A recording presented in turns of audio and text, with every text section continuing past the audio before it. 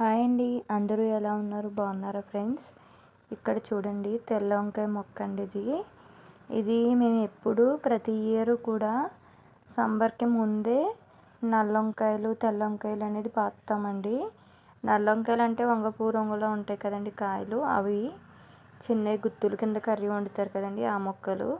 అదేవిధంగా పచ్చడి వంకాయలు అనేది ఈ రెండు మటుకి ప్రతి ఇయర్ పాతామండి మేము. ఇంచుమించు ఒక 6 కట్టలు అవి, 6 కట్టలు ఇవి అన్నట్లు పాతాము. మాకు 2 కట్టలు సరిపోతాయండి, కానీ ఎవరికైనా ఇవ్వటానికి కూడా ఉంటాయి కదా అని అలా తెచ్చి పాతాం, ప్లేస్ ఎక్కువ ఉంది కదా అని.